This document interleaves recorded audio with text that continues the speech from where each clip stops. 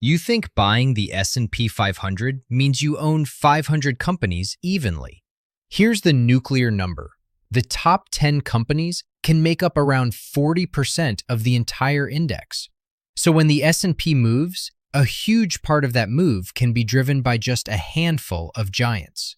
That's why an index fund can feel diversified, yet still behave like a concentrated bet. If the heavyweights stumble, your portfolio feels it immediately, even if most companies are doing okay. The index is not a vote. It's a weighted machine, and the invisible victim is you. Not the headlines, not Wall Street. Your 401k, your home payment, your cost of living. Market indices aren't just numbers on a screen. They quietly shape how fast your net worth grows, or how fast it shrinks when markets get rough. Stay with me to the end, because I'll give you a free 3-step checklist to protect your money if markets get ugly. Simple, practical, and designed for real life. No hype, just the moves that help you survive and stay in the game. Here's the biggest confusion. The stock market is not the economy. Think of it like driving a car. GDP is the rearview mirror. It tells you what already happened. Stock prices are the windshield. They look forward, pricing what investors think might happen next. That's why stocks can rise, even when today's economic data looks weak. Markets don't pay you for the past. They price future cash flows, future earnings, and future risk. If expectations improve, the market can move up long before Main Street feels better. Next, not all indices work the same. The S&P 500 is market cap weighted. Bigger companies have a bigger influence. The Dow is price weighted. A higher stock price means more influence, even if the company isn't bigger. Same word, index, very different mechanics. So when you hear the market was up today, ask a better question. Which companies actually pulled the lever? Sometimes the index rises while most stocks are flat. That's not random. That's how weighting works, and it changes how you manage risk. Now let's reveal the hidden mechanism behind most market chaos, the discount rate. Interest rates are like a dimmer switch for valuations. The business might not change overnight, but if rates rise, investors discount the future more aggressively, and prices can fall fast. Here's the simple model. Price equals earnings times the PE multiple. In a fast rate hiking environment, that multiple compresses. That's why tech-heavy indices often drop harder when rates surge. Their value is tied to cash flows further out in the future. This is a loop you'll see again and again.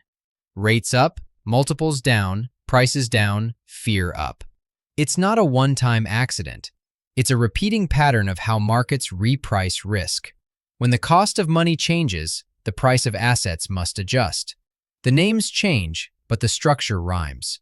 In 2000, it was internet mania. In 2008, it was leverage and liquidity. In 2022, it was a rapid reset in rates. Different triggers, same core logic. When money gets expensive, speculation gets punished. Here's where most investors get surprised: concentration. Market cap weighting naturally pushes more money into the biggest winners. Over time, the index can become more dependent on the largest companies, especially during strong technology cycles. Use this quick math. Index impact is roughly weight times move. If one megacap is 8% of the index and it drops 20%, that alone can pull the index down about 1.6%, even if everything else does nothing. This is why weights matter. Amateurs stop at the first domino. Stocks go down. Professionals watch the next dominoes. What happens to spending, hiring, and corporate earnings after portfolios shrink? The biggest risks are often the risks nobody is staring at yet. When portfolios fall, people feel poorer and spend less. Businesses then guide earnings lower. Analysts cut forecasts. And markets can fall again, not because of rates this time, but because earnings are now being downgraded. That second wave is what catches beginners off guard. Here are timeless truths you can reuse forever. Markets discount the future. Indices are weighted machines. Liquidity matters. And human behavior creates cycles of greed and fear. If you understand these four, the market stops feeling random and starts feeling readable. John Bogle famously pushed index investing, buy the haystack. And Howard Marks reminds investors that risk is not just volatility, it's the chance of permanent loss. Put those together, buy the haystack, but understand what's heavy inside it and avoid moves that can wipe you out. Every rule has a breaking point. This story holds until the market shifts from being rate-driven to earnings-driven. If rates stabilize or fall, valuations can recover. But if profits collapse, prices can still sink even if the discount rate becomes friendlier. So the question isn't simply bull or bear, it's which engine is driving the market right now? Rates, earnings, or fear? When you identify the engine, your decisions get calmer and you stop letting headlines control your money. Step 1 is defense. Cut leverage. If the worst-case scenario hits tomorrow, margin is what turns a normal drawdown into a permanent disaster. Survival beats brilliance. You cannot compound money if you get forced out at the bottom because you borrowed too much. Your firewall checklist is simple. 1. Turn off margin. 2. Build 3 to 6 months of emergency cash so you're never forced to sell. 3. Review variable rate debt because rising rates can attack your monthly cash flow faster than any stock chart. Step 2 is strategic reallocation. Use a 3-bucket system: safety money for stability, core money for broad index exposure, and an opportunity bucket for selective ideas. This structure prevents emotional all-in moves and gives you flexibility when markets swing. Warren Buffett's advantage wasn't predicting headlines. It was having cash and patience when others didn't. Cash isn't a weakness, it's optionality. It lets you buy quality assets when they're on sale instead of selling in panic because you need liquidity. Step 3 is skill. Build a 3-minute daily dashboard. Check the 10-year yield because it's the price of money. Check the VIX, which is basically the market's fear gauge.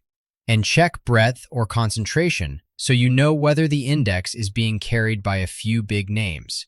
Now set a red line. If fear spikes into panic mode, or if your plan forces you to sell investments to pay bills, you pause. Defense first. You don't win by being brave. You win by staying solvent, staying consistent, and letting time do the heavy lifting. All right, here's the promised 3-step checklist. 1. Cut leverage. 2. Build a cash buffer so you're never forced to sell. 3. Use the 3-minute dashboard, 10-year yield, VIX fear gauge, and concentration so you understand what's driving the market instead of guessing. And here's the missing link to turn knowledge into money: timing and position sizing. In the next video, I'll show you how to spot market regimes, rates versus earnings versus fear, so you'll know when to act and how much to allocate without chasing headlines. If this helped, subscribe to Sketching Finance for expert-level investing explained in beginner-friendly stories.